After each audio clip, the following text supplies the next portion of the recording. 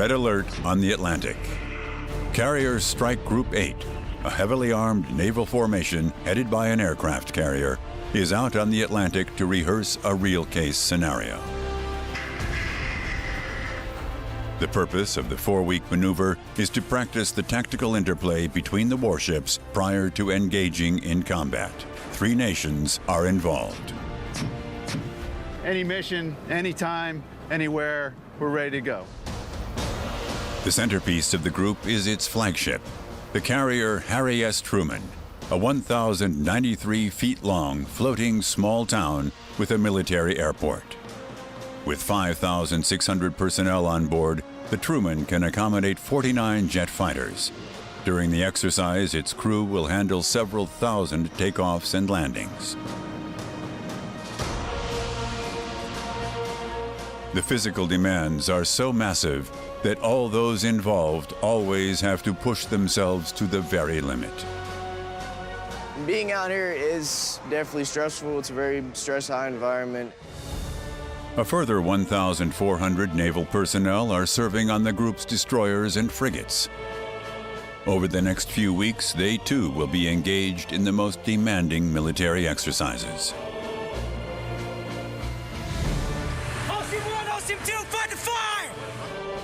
Fire on board has to be combated swiftly and effectively. Medical teams have to ensure that those with injuries or burns receive prompt attention. Men overboard, men overboard. And anyone going overboard into the cold waters of the Atlantic has to be rescued with all haste. Far away from the mainland, the warships will fire thousands of rounds of ammunition and launch dozens of rockets. Attacks will be controlled tactically from the group's operation centers. Stress in a confined space in the tough daily routine of life in the Navy. Warnings on... Warn unidentified approaching aircraft in order to indicate our capacity for action and that of the force. Commander, over and out. To defend peace on the world's oceans, that is the reason why 7,000 sailors, soldiers, and pilots are prepared to endure 4 weeks of torture on the high seas. 4 weeks that will see them grow together to form a powerful carrier group.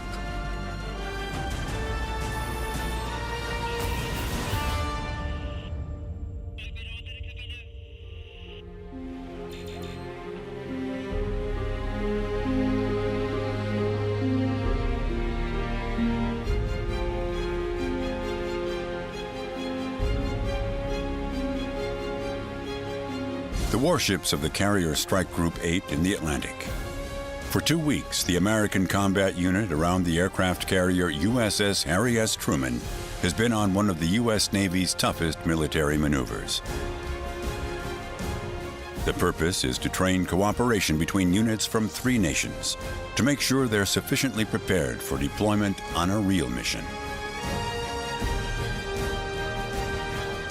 During the so-called COMP-2X military maneuver, the toughest tests of endurance were on the agenda for the 7,000 forces personnel on board the specialist ships.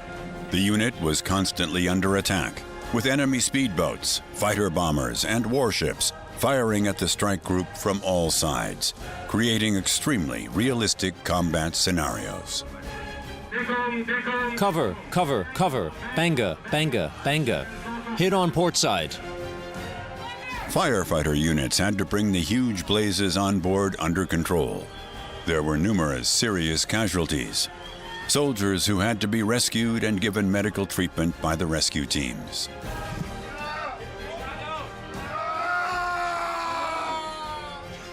Please help! Help me!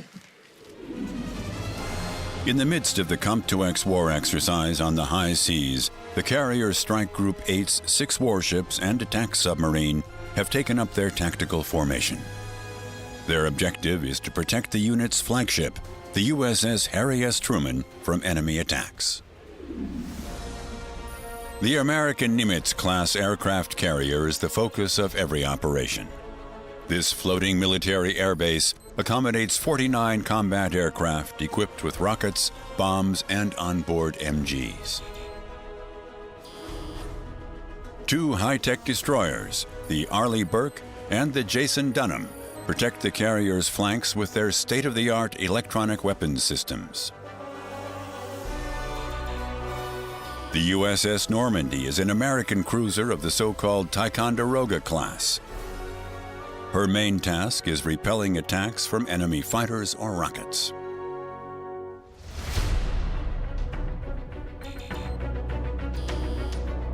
The unit's air reconnaissance is the responsibility of their newcomer, a German high-tech frigate, the Hessen. She operates as the strike group's eyes and ears.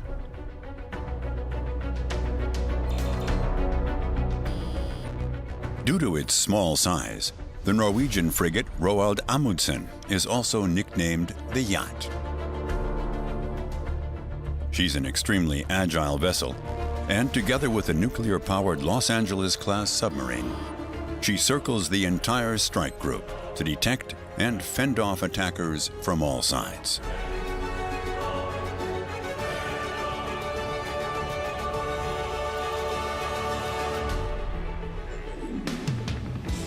The strike group's 7 combat vessels haven't seen any land at all for 14 days. Their fuel and food supplies are almost exhausted, and for the first time since COMPTOX began, they are now cruising in coastal waters again. So now's the right time to refuel. However, during a mission, it's dangerous for units to approach foreign ports or bases. Supplies are therefore replenished at sea. For RAS, replenishment at sea, a supply ship heads towards the strike group. These floating supermarkets have tons of provisions, fuel, and ammunition on board. This enables them to replenish the supplies of entire naval combat forces in the ocean. Such RAS maneuvers extend the unit's operating times significantly. In order to get the new supplies, each ship has to maneuver up close alongside the supply ship.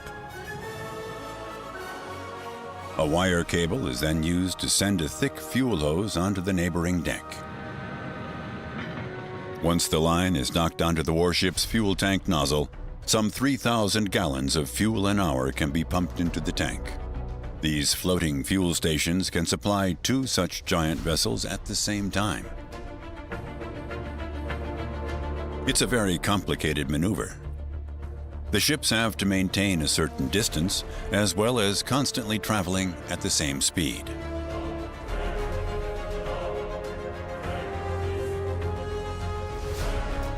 Once refueling is completed, the Marines uncouple the fuel hose. This is always a great relief to the warship's crew. They can now continue their mission with a full tank of fuel. One after another, all Carrier Strike Group 8's vessels will take on new supplies today. And so they form an orderly queue behind the supply ship USNS Arctic. The high-tech frigate Hessen is ready to go.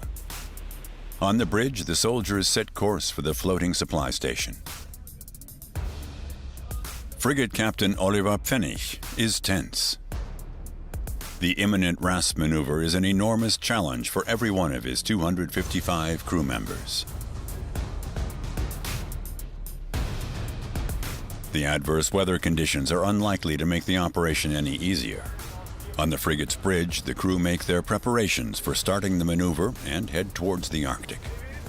The supply corridor in which the process can take place is defined precisely on the digital nautical chart to avoid entering the simulated enemy waters. This is when things get serious for the crew of the German frigate. They note many different factors, such as wind, swell, and tide. From this, they can calculate the required speed and the separation distance they later need to keep from the supply ship. Not an easy task, given the current rough seas.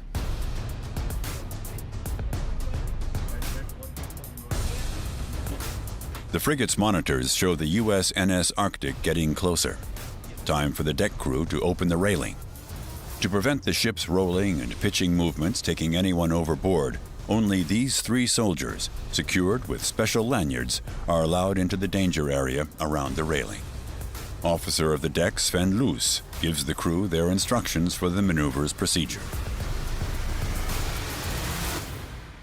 The type of maneuver is RAS supply, taking on fuel 110,000 gallons to full. Take off all watches, chains, rings, trouser legs in your boots. Only work on lines and cables with gloves. Everyone got their gloves? If there are no questions, then man your stations.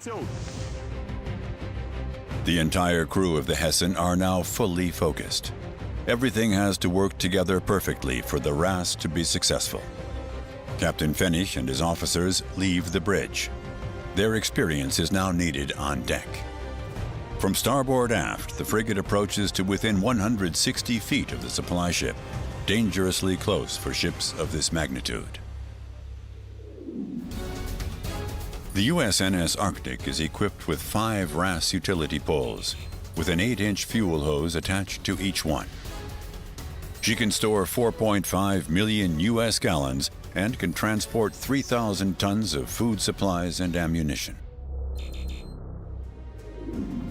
The USNS Arctic can replenish 2 ships at a time. She's refueling an Arleigh Burke-class destroyer, while the Hessen is making her approach.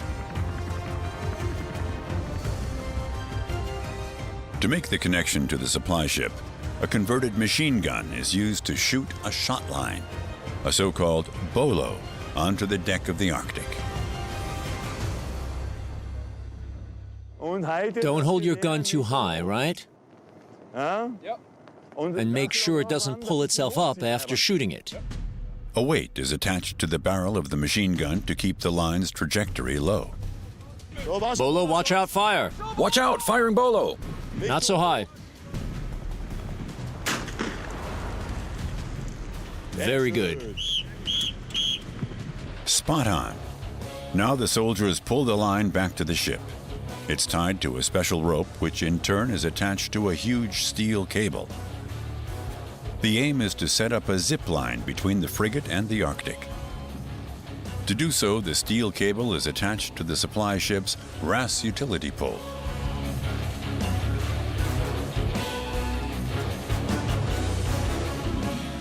The Hessen also has a so-called RAS utility pole, to which the soldiers attach their end of the steel cable. This multifunctional mast enables fuel, food supplies, and even personnel to be brought on board. A winch pulls the heavy cable across the separation between the 2 ships. Receiving the steel cable is a perilous operation. The soldier has to go right to the edge of the deck and consequently wears a special safety harness. He pulls the cable on board and hooks it onto the frigate's giant tank nozzle. It is then spanned tight between the 2 ships via the utility pole.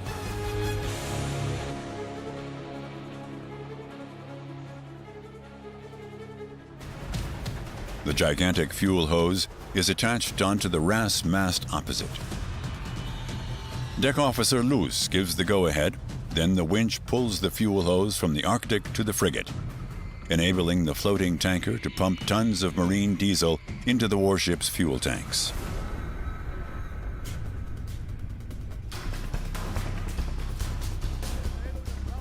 The hose coupling slides along the steel cable into the Hessen's tank nozzle, where it locks into place. Secured. Reporting, the hose is attached and latched on. The Hessen is ready for refueling. Yeah, start of pumping acknowledged. Around 120,000 gallons of marine diesel will flow through the fuel hose from the Arctic into the tanks of the German frigate in the next 40 minutes. As any impurities in this mix of diesel and heavy oil can lead to explosions, the quality of the diesel oil is constantly monitored.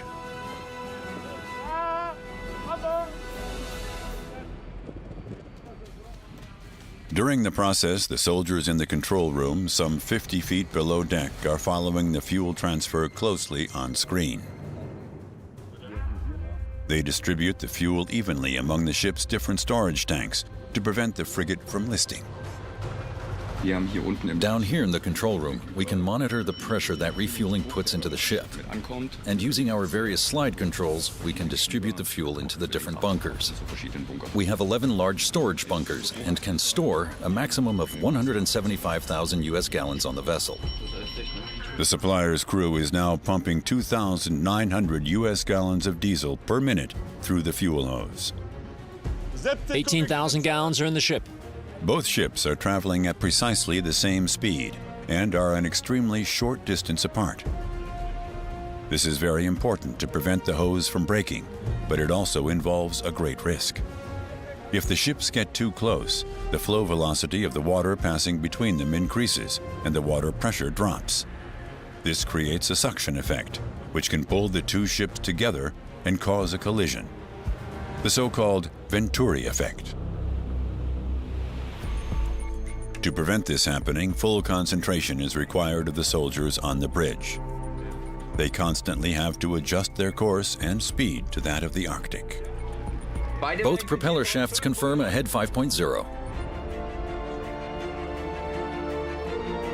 The fuel tanks are now completely replenished, and the frigate is disconnected from the supplier. Reporting all lines from board. All connections to the Arctic have now been broken off. The soldiers close the railing and dismantle the gigantic nozzle from the RAS utility pole.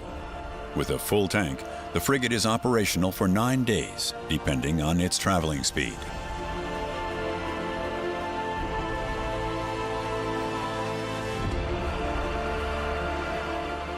To transfer food supplies to the giant carrier Harry S. Truman, vertical replenishment is used.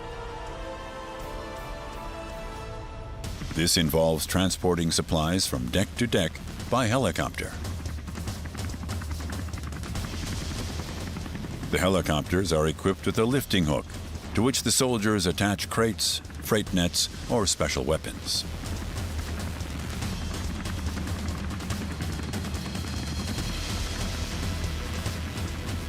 On arriving at the Truman's flight deck, the pilot lowers the pallets onto the runway. The hook is then released, and the helicopter immediately sets off to pick up further supplies. The airspace around the ocean giant is now full of helicopters. For an operation of this magnitude, keeping track of the logistics is a highly demanding task, requiring maximum concentration levels from every single crew member.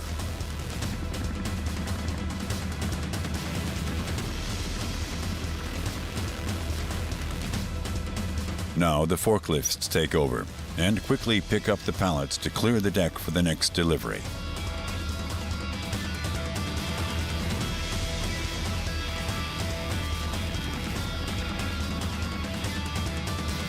The men load the pallets onto the carrier's huge hangar elevator. These so-called deck edge elevators are 3,880 square feet, roughly the size of a basketball court, and are normally used to carry several tons of fighter jet below deck. It takes only around 7 seconds for the pallets to reach the huge belly of the aircraft carrier. 20,000 meals a day are served to the 5,600-strong crew of the Truman. Keeping this floating town alive is a logistics masterpiece. To keep the crew supplied for 90 days, the galley staff need 55,000 pounds of meat, 72,000 loaves of bread, and 150,000 pounds of fruit and vegetables. The soldiers carry tons of post, food, and hygiene items through the giant ship's belly into the Truman storage facilities. A back-breaking job.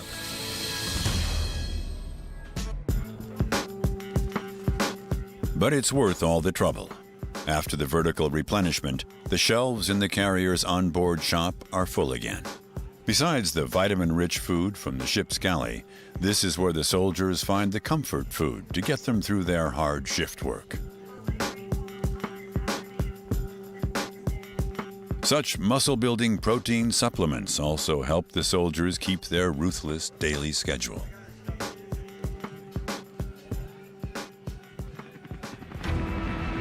The USS Truman is now operational for another 13 weeks. On board the Hessen II, food supplies are low. Together with the Norwegian warship Roald Amundsen, the Hessen now sets course for another supply ship. They are now preparing for the so-called pallet ras, a complicated maneuver in which tons of food supplies are transferred in crates from deck to deck using a high-line harness.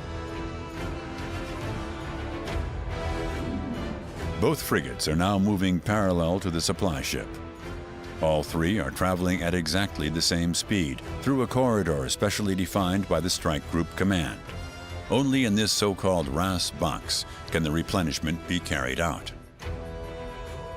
If the ships are in danger of leaving this corridor, the maneuver must be aborted immediately.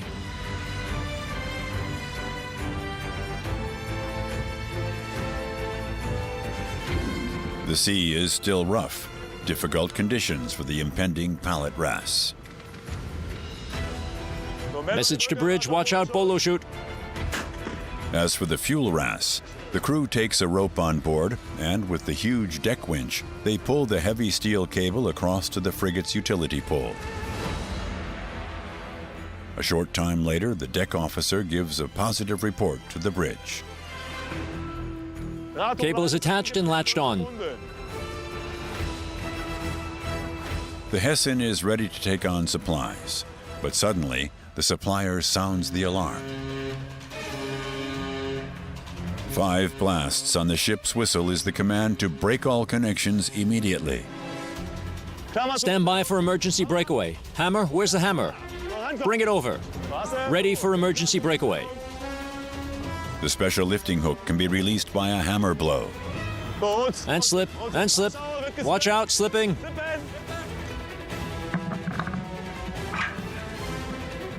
Come on, ease it out, ease it out. Come on. Over here. 13 men are needed to ease out the last line. No one knows the reason for the emergency breakaway, but they all know it has to happen quickly, because if the worst comes to the worst, people's lives are at stake. But in all the haste, something goes wrong. The line gets caught in the pulley wheel. Right, cut it. Watch out. Cutting the line is the last resort. Reporting all lines cast off. Safety railing closed. Fall in. From hearing the first alarm signal to cutting the final line, the crew took 5 minutes to carry out the emergency breakaway. On the deck of the Hessen, the relief on the men's faces is plain to see. The crew of the Norwegian frigate also successfully managed the complicated breakaway. Both ships now leave the supplier, and a radio message explains why the maneuver had to be aborted. The reason for the emergency breakaway was the position of the ship. We were at risk of entering territorial waters where we are not allowed to replenish. That's why a U.S. destroyer gave us the command to abort. As soon as the ships get too close to the edge of the RAS box, the maneuver must be aborted. In action, the risk of the strike group coming under attack would be too great. Partners from 3 nations are taking part in the COMP2X maneuver. Forming them into a solid operational unit is no easy task. But there are maneuvers of an even greater order of magnitude. The carrier Strike Group 8 is training in the Atlantic. Thousands of miles away in the Pacific between California and Hawaii, the world's largest maritime warfare exercise is taking place, the Rim Pack. The Rim of the Pacific involves 45 warships from 25 nations. Over 20,000 military personnel are on maneuvers here, training joint anti-submarine and tactical air defense operations, strategic naval warfare against marine targets, mine-sweeping, and landing operations on enemy beaches.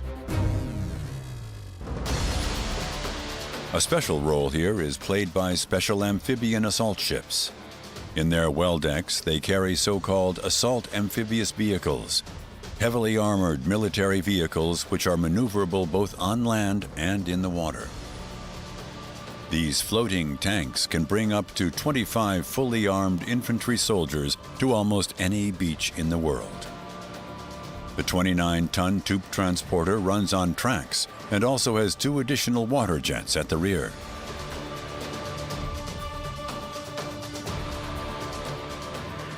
The attempt to design amphibious tanks had already been undertaken in the First World War. They were also deployed during the Allies' D-Day landings in Normandy in 1944. The amphibian Amtraks, as they're called for short, are now heading to the Hawaiian coast to put hundreds of battle-ready troops ashore. To do so, they're steaming across the Pacific Ocean at a speed of 7 knots. Effortlessly, the 400-horsepower amphibians propel themselves out of the water and drive across the Hawaiian beach. From now on, every second counts, as their landing has apparently gone unnoticed by the enemy.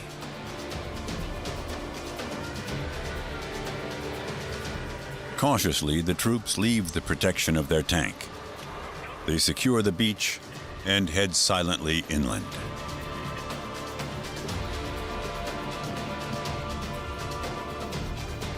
They could be discovered at any moment.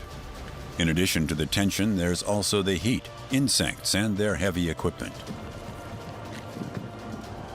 Keeping their formation, the infantrymen move further into the dense jungle until they reach the hostile colony.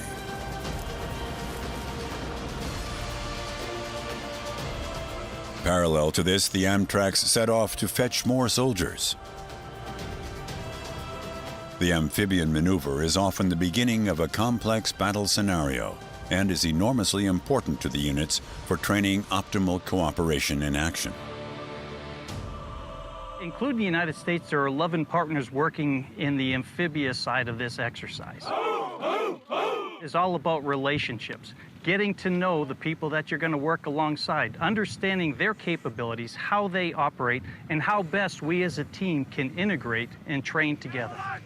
Taking a look at how we conduct business from a ship-to-objective maneuver across the board is what we as an amphibious force are looking to improve in our training and our readiness. Even more high-tech military vehicles are concealed in the bellies of the amphibian assault ships.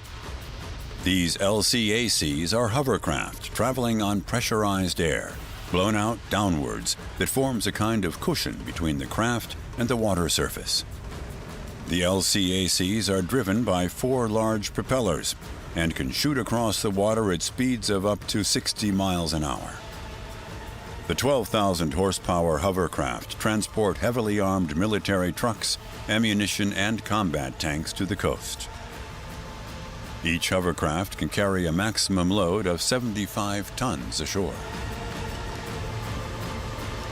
A soldier navigates the boat over the beach, creating a minor sandstorm. The hovercraft's most effective cargo are these amphibian tanks on wheels, the LAVs. With a crew of 6 infantrymen, these 13-ton reconnaissance vehicles secure the combat zone. Armed to the teeth, they too now launch themselves into the rim-pack maneuver. The units deploy artillery just as they would in a World War battle. The hovercraft inflates its skirt and is on its way to pick up even more supplies. The advantage of these 12,000 horsepower vehicles is that they are extremely fast and can put troops ashore without them having to wade through the water. They can access 80% of all coasts worldwide, which makes them versatile enough to cope with any mission. We increase our capability to address any crisis that may appear on the horizon, do it in an expeditious manner that already has a stage set with a common language and a common environment in which we can operate. The action begins. The soldiers attack. The battle simulation is so realistic that the recorded footage looks like it's come from a genuine war zone. Thousands of shots are fired, and the soldiers deploy everything at their disposal. Machine guns and grenade launchers blast their way through to the enemy trenches. The first opponents are eliminated decisively, and the troops advance further and further towards the enemy colony.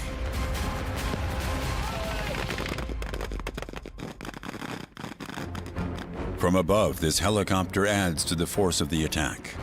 Fully armed special forces now upsile down over the battle scene. They storm into the enemy colony, ready for the fierce fight for survival. Yep, use the wall as cover. Caleros, we're coming past you. The attackers move from house to house, combing the area in a simulated search for enemy combatants. Everything on this training ground looks deceptively realistic. Right side clear. Hey, check underneath the bed. The scenario is deliberately so authentic to give the RIMPAC troops the feeling of genuine house-to-house combat. Numerous cameras observe the soldiers during the operation. The infantry instructors observe every step on monitors. They can intervene in the mission at any time and set up unexpected obstacles. All the decisions taken in the battle scenario are analyzed together at the end of the maneuver. In the narrow alleyways, the troops are quickly involved in man-to-man combat and hefty gunfights, resulting in numerous serious casualties. Shot in the right arm, shot in the right elbow. Your arm's broken, but your arm's broken. Wounded comrades jeopardize the mission and hinder the troops in combat. They immediately have to be rescued and given emergency treatment. Soldiers are instructed to go to ground in order to incorporate further challenges into the mission.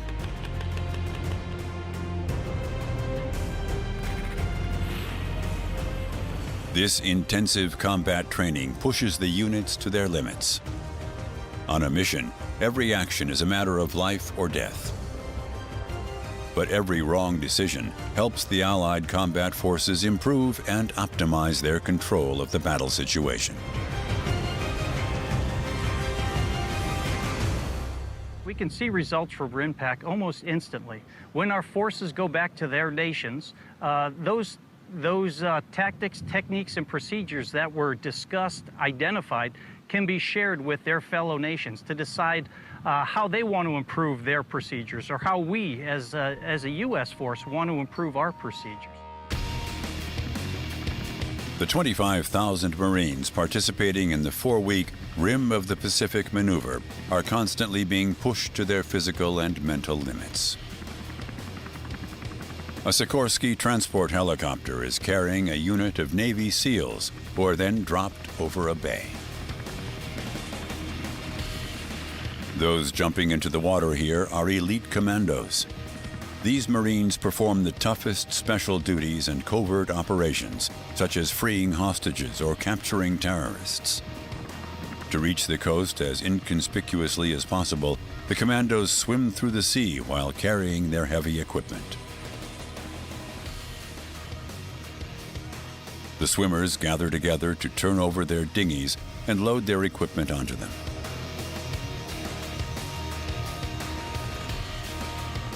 From another Sikorsky helicopter, even more special forces now jump into the water. Those who don't fit in the dinghies are pulled along the side. The aim of the mission is to eliminate the enemy on land as effectively as possible, using the fewest forces.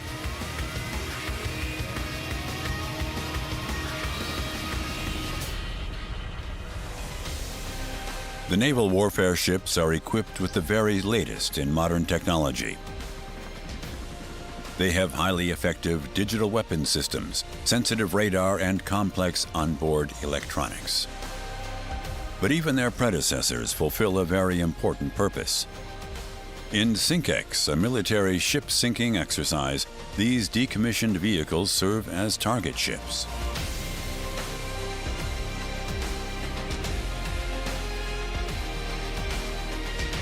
In the ship-sinking exercise, the RIMPAC participants test their onboard weapons and their complex detection electronics. To do so, the men on board this Canadian Halifax-class frigate man their posts in the Operation Control Center and set their sights on a decommissioned frigate. The officers align the radar-controlled rocket launcher and fire it at the veteran warship. The rockets, weighing some 300 pounds, hit the deck of the target ship at supersonic speed and sink it into the ocean. Sinking old ships has been taking place in various countries for over 100 years. Besides weapons testing, it also provides the opportunity to dispose of the decommissioned steel giants at the bottom of the sea. Before sinking, however, the ships are stripped of everything that could be harmful to the environment. This relentless ship-sinking training is only carried out in areas which are over 50 miles from shore, with a minimum water depth of 6,000 feet.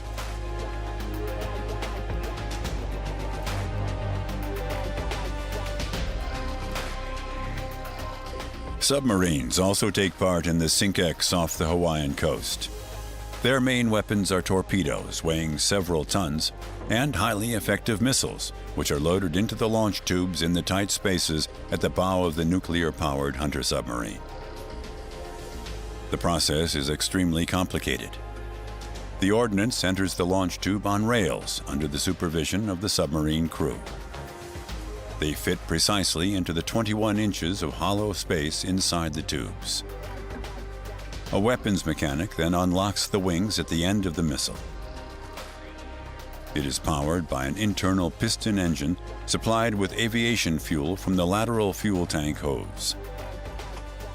The Marine applies lubrication to the nozzle to prevent air bubbles forming, as they could betray the Hunter submarine's position. Once the launch chamber is hermetically sealed, the weapons officer reports to the center that the missile is ready for launch. The crew in the operations center take aim at the target ship, digitally transmit the coordinates to the missile, and fire. Carrying some 500 pounds of high explosive, the missile smashes into the deck of the old warship. A total of 5 ultra-modern Hunter submarines are part of the fleet in this largest naval exercise in the world.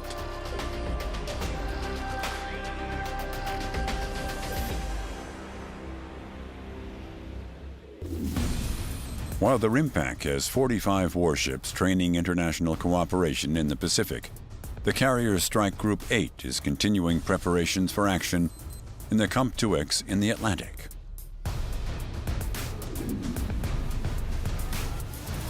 Tough tests still lie ahead for the strike force around the gigantic aircraft carrier Harry S. Truman. We last saw the German frigate Hessen taking course for a RAS box to undertake a complicated maneuver to replenish her food supplies.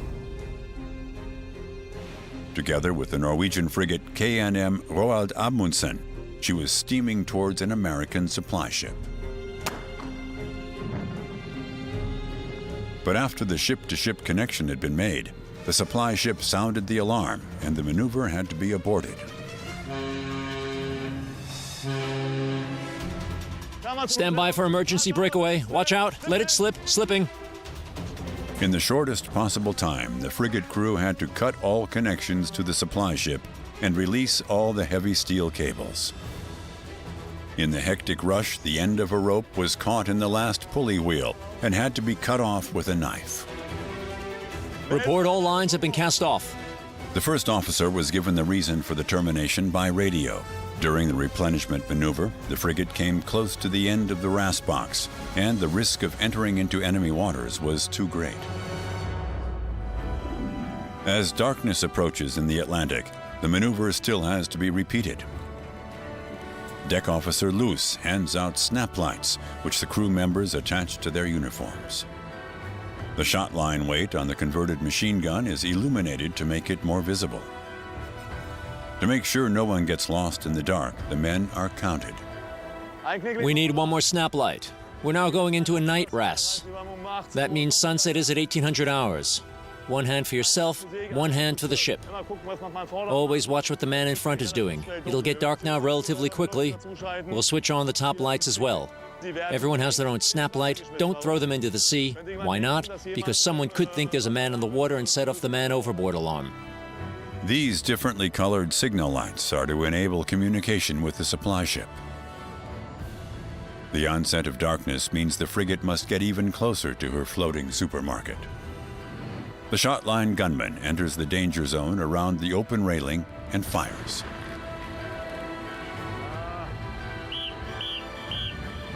The crewmen use the shot line to bring the cable on board, with which the winch now pulls a high-line harness from the supply ship across to the RAS utility pole on board the Hessen. Using the signal lamps, the soldiers on the Hessen show the supply ship crew the optimum direction and height for pulling the steel cable across. Then the so-called wire high line reaches the deck of the frigate. Message to bridge, wire high line is on deck. With the huge special hook, the Hessen crew couples the high line to their RAS utility mast to firmly connect the two ships. Replenishment at sea is a complicated maneuver and requires a lot of experience.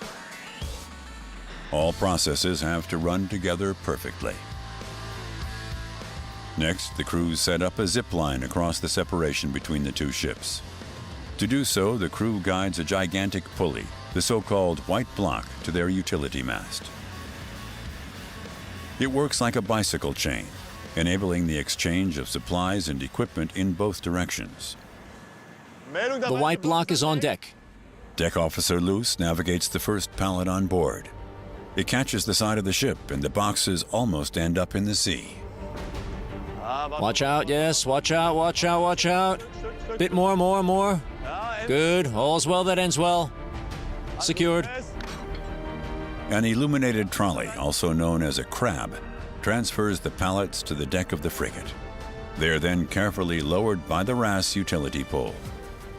The cartons now all have to be taken below deck quickly to make way for more food supplies. To remain at sea for another 21 days, the 255 crew on board the Hessen need 11,000 bottles of water, about 1.2 tons of meat and fish, and some 4,000 pounds of fruit and vegetables. Each box is laboriously carried below deck manually by the soldiers. Meanwhile, the next pallet is already being hoisted up on the supplier's RAS pole. Watch out, second pallet underway. Pallet after pallet is transferred by zip line from deck to deck. Darkness and the rough sea don't make the maneuver any easier. All members of the Hessen's crew are deployed to take supplies on board. They have to carry every crate 460 feet over 3 decks into the special ship's storerooms. Fresh fruit is of great importance for the soldiers, as it contains a lot of vitamin C, and thus the required levels of ascorbic acid necessary for the protection of body cells. For many years, perishable foods were not part of the diet plan at sea. This led to sailors often contracting scurvy, a vitamin C deficiency that can have fatal consequences.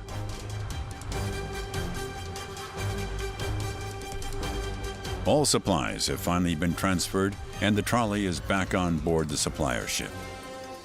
It takes 3 men to uncouple the huge pulley from the German frigate's RAS utility pole. So, very good. And let go, let go. Reporting the white block is going back and we're fetching the line. A hammer blow releases the steel cable's final special hook, which shoots from board. Then the frigate's crew has successfully completed the night RAS operation.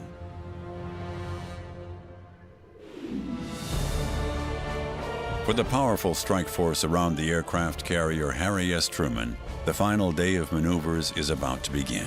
Submarines are one of the greatest dangers for the carrier Strike Group 8. In the depths of the ocean, they're difficult to detect, and their highly explosive torpedoes, with ranges of up to 30 miles, can easily sink these steel giants in seconds.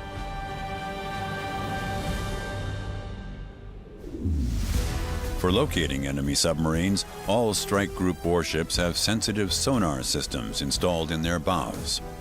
But because their search range is limited, helicopters are also deployed to lower special dipping sonar into the water to extend the search radius.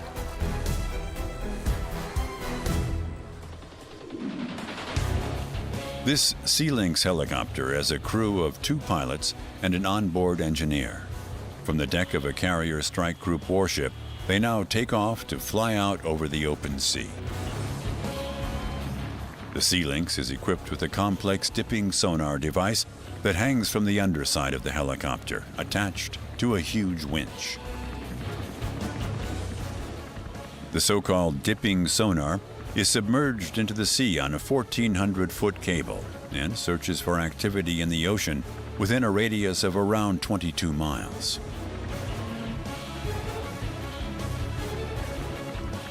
A complex undersea plan is created on the helicopter display, which can then be transmitted by radio directly to the ships in the strike group. The sonar data recorded by the entire unit is displayed on the Operations Center monitors on board the Air Defense frigate. The results from the helicopter dipping sonar extend the overall searching radius available to the warships. Also der Helikopter, der reported. The helicopter reports the contact it's detected to us internally. Intern an uns weiter. If we detect anything in the water, we can direct our sonar at it. And an echo comes back, which is then shown here on the monitor. The high-pitched tone just now was the echo we're looking for. Once we have the echo, we can definitely say that there's something there in the water. If we now find out that it has course and speed readings that remain constant in keeping with a submarine's behavior, then we can say that there's a submarine down there.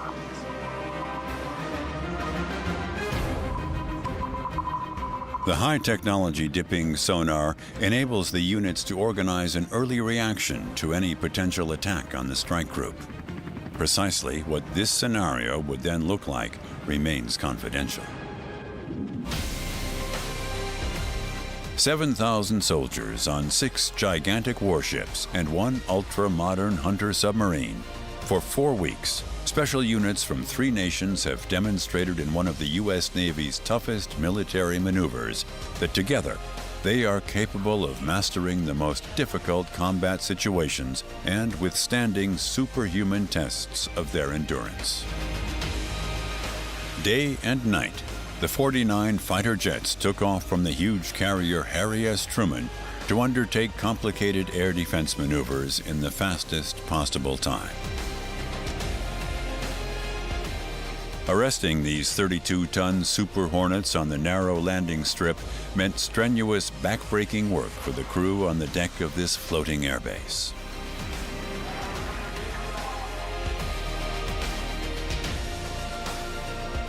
During simulated attacks by enemy fighter bombers and warships, officers in the Operations Center rotated the strike group's fighters and destroyers.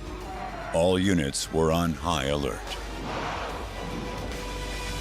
In complex combat scenarios, the soldiers trained the use of sensitive positioning systems and highly effective digital weapons technology. Interoperability between the international partner units now works perfectly. We're able to go on deployment whenever directed by the President.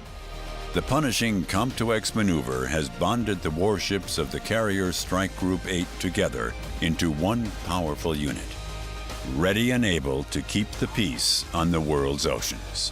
Any mission, anytime, anywhere, we're ready to go.